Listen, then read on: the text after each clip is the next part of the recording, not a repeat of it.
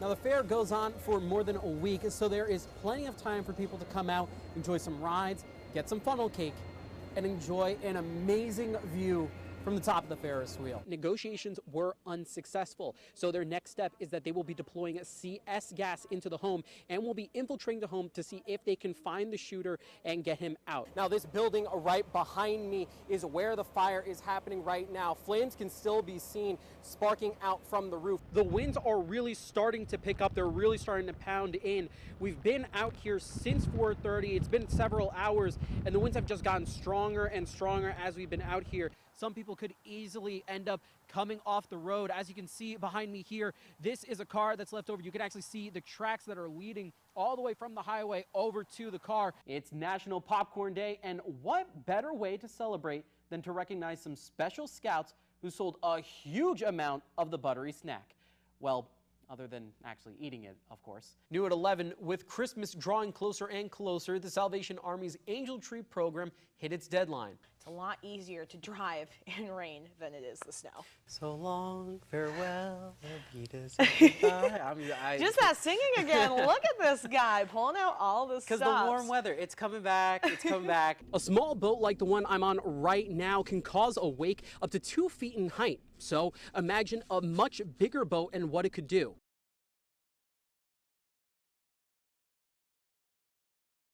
It's been 10 months since Alexandria Williams lost her son, Mason Richardson.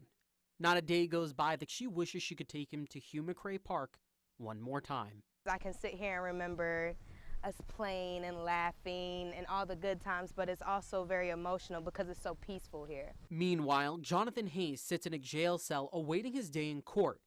In a jailhouse interview, Hayes, a habitual impaired driver, who's accused of being high on drugs when he slammed his truck into the car, killing 2-year-old Mason, now telling WWAY News he's sorry. All I can do is just pray that the family will one day have forgiveness in their heart for me. An apology, Williams says, is too little, too late. No, you did not intend to take Mason. You did not say, I'm going to kill Mason Richardson today. No. But you still set out in that vehicle to harm people in a community because you were under the influence. You didn't think about anybody else but yourself. We showed Hayes a photo of Mason. That's Mason.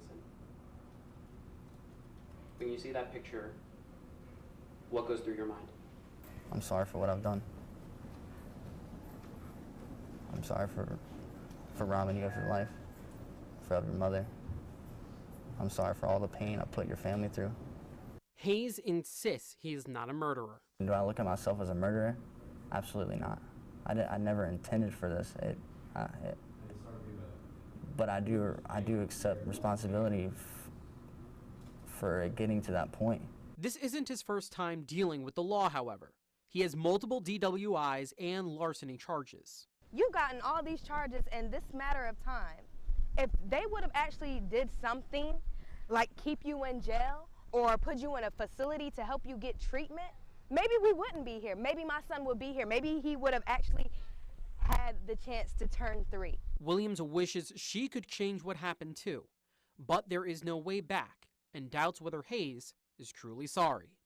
Do you really care about what you have done, or do you care about the punishment you're going to receive? I'd like to look this man in his face one day and say, I can forgive you because I need peace so that I can one day be with my child. And she has this message. It's obvious this is not a mistake. This isn't the first. This isn't the second. This is one of the multiple. And I feel like he deserves the maximum punishment. In Wilmington, Basil John, WWAY News. It all started with an idea and a bag. And I thought it seemed worthwhile and thought I would just try and see if anybody else would be interested in it. These women at the Bridge Presbyterian Church of Leland got together and formed the Happy Hookers, an organization dedicated to collecting plastic bags and recycling them into comfortable mats for the homeless. I like the idea that it's going to help somebody. I wish that there wasn't the need that we had to do this, but I'm glad that we're able to do something that will help someone who's not in a good place right now. They've been doing this for a few months, and founder Mary Campbell sees it as a perfect way to give back. It's just amazing. It's, it starts with a plastic bag. It's just a bag. And then what can be done with it, you see somebody using it. People have dropped off their used bags, and even businesses like Harris Teeter and CVS have pitched in and donated bags. It's nice to see all these plastic bags aren't going into a landfill somewhere. We can actually turn them into something that's useful. All they want to do is lend a helping hand to those who need it. It's mostly for the homeless in Brunswick County, but also we've have some members of our church who carry them in their car and have given them out in Wilmington and places where they see they need them. This is just a couple hundred bags that are used to make these mats. It takes 1,000 bags to make a mat like this one.